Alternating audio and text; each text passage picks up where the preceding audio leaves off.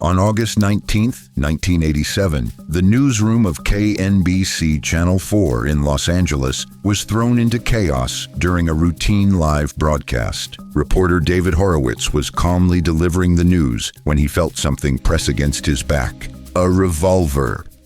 By mail order. Pardon me? What is this? Let me see what it says. All right. Gary Stolman, son of a former KNBC employee, stood behind Horowitz, looking pale and moving with purpose. Folks, we have someone on the set who's standing here and would like me to read this copy which was just handed to me. You want to tell me your name or not? What is it? And Gary, where are you from? Viewers had no clue what was coming next. Stolman handed Horowitz a piece of paper, and in a surprisingly calm move, Horowitz told the audience, "This guy wants me to read this statement." The studio went completely still. Producers quickly cut the live feed, but inside the room, it was still going on. The note went on and on about the CIA, computers, clones, and alien conspiracies, clearly a sign of Stolman's ongoing battles with mental health issues. Horowitz took it all in, reading each line with surprising calm. Then, once he was done narrating all that, Stolman put down what turned out to be a BB weapon on the desk. Management quickly disarmed him, and security jumped in to tackle Stolman to the ground. What everyone saw was less than 30 seconds of chaos, but the real scene stretched out over more than 7 painful minutes. The rest of the footage has never been made public, which means Stolman's strange manifesto will remain a mystery, forever lost to media history.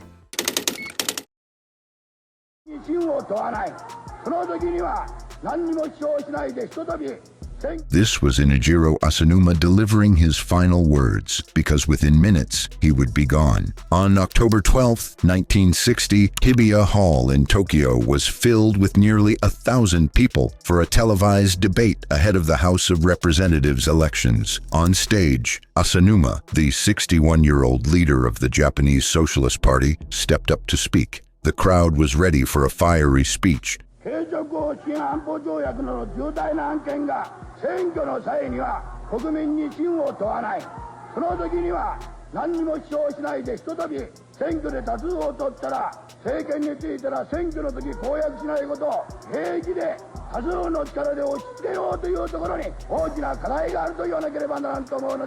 But what happened next would turn into one of Japan's most shocking moments, all happening live right before their eyes. Out of nowhere, a 17-year-old student named Otoya Yamaguchi forced his way onto the stage, still wearing his school uniform. In his hands, he carried a traditional yoroi doshi, a kind of dagger. Before security could react, he lunged forward and struck. Gasps and screams filled the hall. In that split second, as Asanuma reeled back, press photographer Yasushi Nagao raised his camera and captured the exact moment of impact. The photo would later win the Pulitzer Prize, immortalizing the attack in a single frame. Yamaguchi wasn't stopped right away. Within moments, Asanuma collapsed, and the hall erupted into chaos. The debate was over, and Japan had just witnessed a shocking incident unfold on live television. Yamaguchi made no attempt to flee. He was taken into custody immediately, appearing calm throughout.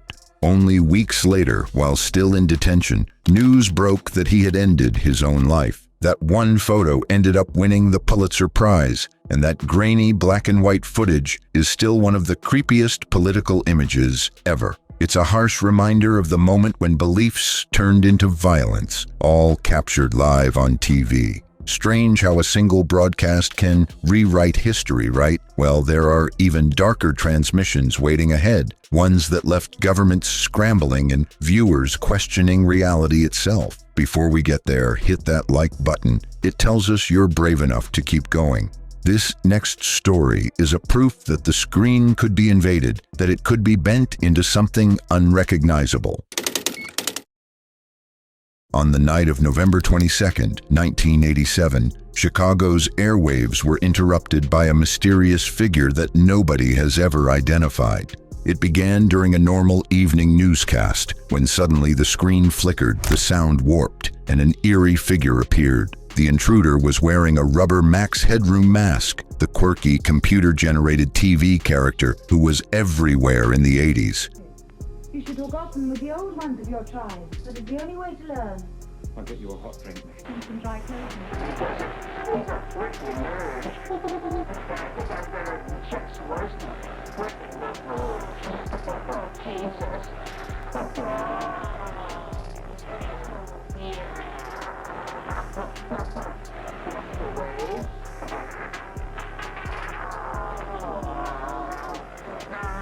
Behind him, a swaying sheet of metal created a dizzying backdrop. His voice was scrambled, his movements erratic. The whole thing was bizarre. The whole thing was just bizarre. But it didn't end there. A few hours later, during a broadcast of Doctor Who, the signal was interrupted again. The same masked figure reappeared, taunting TV stations, laughing strangely, and waving props that made the scene even more surreal. Then, just as suddenly as it began, the screen cut to black. The FCC and FBI launched an investigation, combing through broadcast logs and transmission data, but whoever pulled it off left no trail.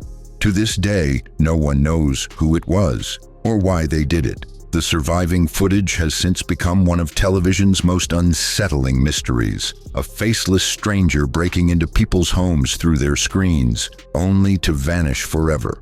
A chilling reminder that even the most secure systems can be interrupted by someone determined to make themselves seen, if only for a moment. Next, it was the technology itself that betrayed us, turning what should have been triumph into tragedy.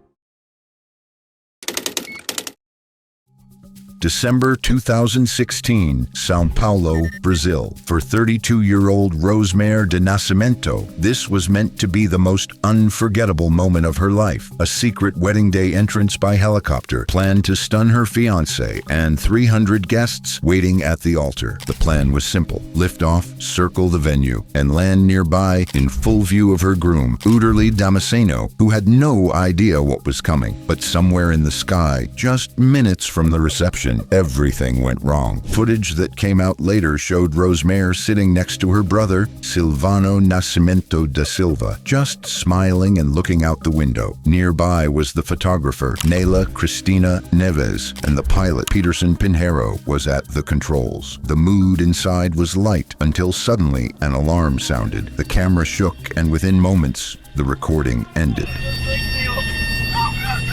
The helicopter never reached the venue. Hidden by dense forest only a mile away, the crash site went unnoticed at first. At the ceremony, organizers grew uneasy when the aircraft failed to appear on schedule. Finally, the pastor broke the news to the groom, who stood in stunned disbelief. Investigators looked into the weather conditions, which included rain, fog, and low clouds. Some witnesses thought that the Robinson R-44 helicopter might have brushed against a tree because of the bad visibility. While they haven't pinned down the exact cause yet, everyone agrees that the flying conditions were pretty rough. One organizer told local media that all brides have a dream. Hers was to arrive by helicopter without anyone knowing. But instead, the surprise became a moment of horror, claiming the lives of Rosemary, her brother, the photographer, and the pilot. On January 28, 1986, millions of people across America gathered around their TVs for what was supposed to be a moment of triumph. The Space Shuttle Challenger was about to take 7 astronauts into space, including Krista McAuliffe, a school teacher chosen to inspire kids everywhere. Good morning. This is Krista McAuliffe, live from the Challenger. Classrooms all over the country tuned in to watch the launch live. It was meant to show that space exploration was something for everyone, not just scientists and pilots. 8, 7, 6. We have main engine start. 4, 3, 2, 1. And liftoff. Liftoff of the 25th Space Shuttle mission, and it has cleared the tower.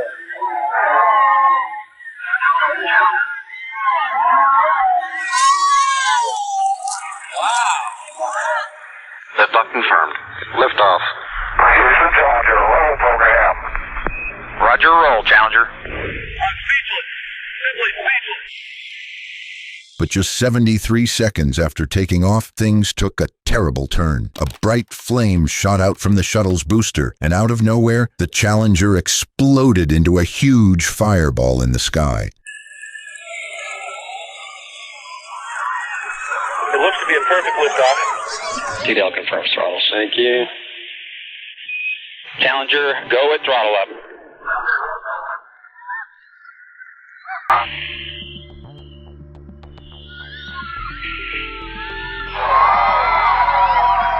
Velocity 2,900 feet per second, altitude. Something went wrong here. We've got a problem with what looks like a second plume of smoke.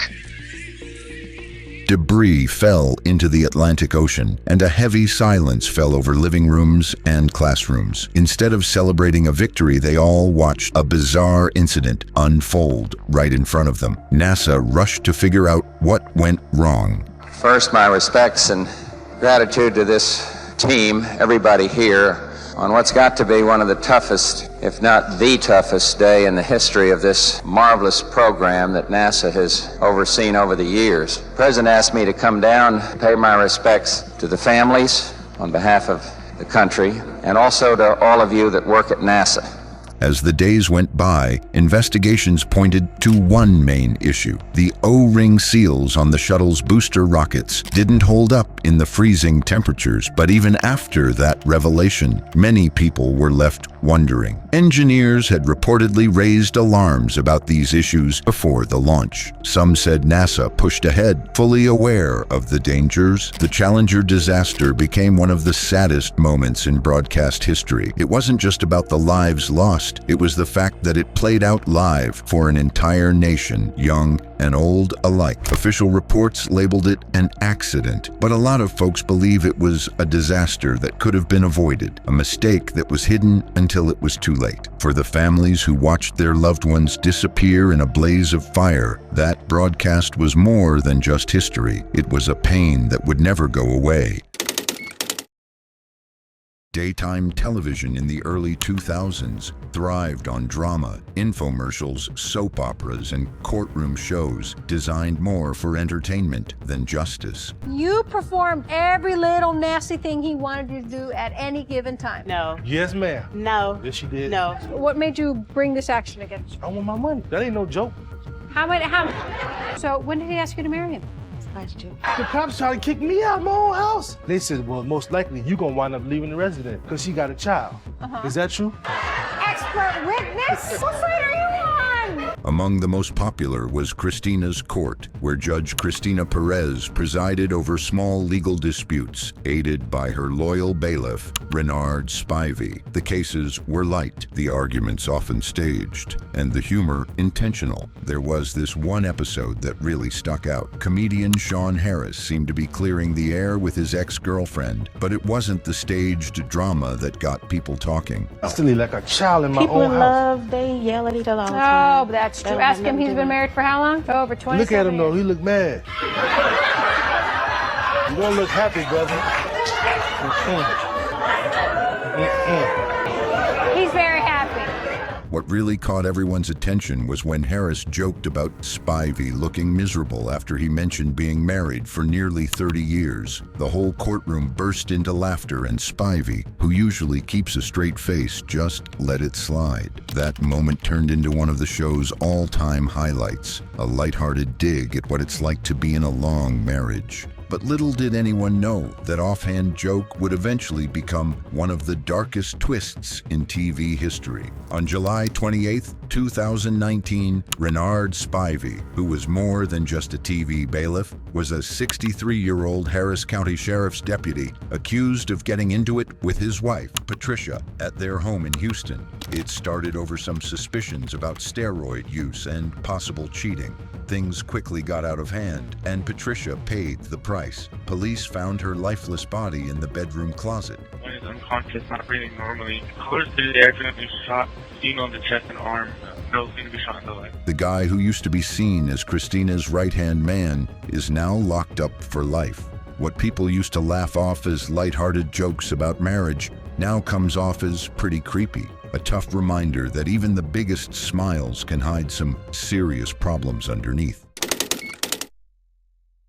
TV has always loved stunts, those high-risk, jaw-dropping moments that keep viewers on the edge of their seats, thinking the performer is somehow going to cheat fate. But in April of 2008, one man attempted a stunt so bizarre, so ill-prepared, that even now its outcome feels less like fact and more like folklore. His name was Adelir Antonio de Carli, a Catholic priest from Brazil. By all accounts, he wasn't an entertainer or even an athlete. He was a man of God, a man devoted to his community, and a man with a dream: to build a chapel for truck drivers who spent their lives on the road. But dreams cost money, and to raise it, Adelir turned to something far stranger than prayer: balloon clustering. On January 13th, 2008, strapped to a chair and lifted by 600 helium balloons, he floated into the sky. Cameras rolled, crowds cheered, and against all odds, he returned safely. A miracle. But the success only made him hungrier. 3 months later, he tried again, this time with 1,000 balloons and a goal to break the world record. Porque eu vou subir acima dela. 10 minutos eu ultrapasso ela. E depois vou voar sempre em tempo bom. But the sky is not a forgiving place. As the priest vanished into rain clouds, his GPS failed. Hours later, his calls grew frantic.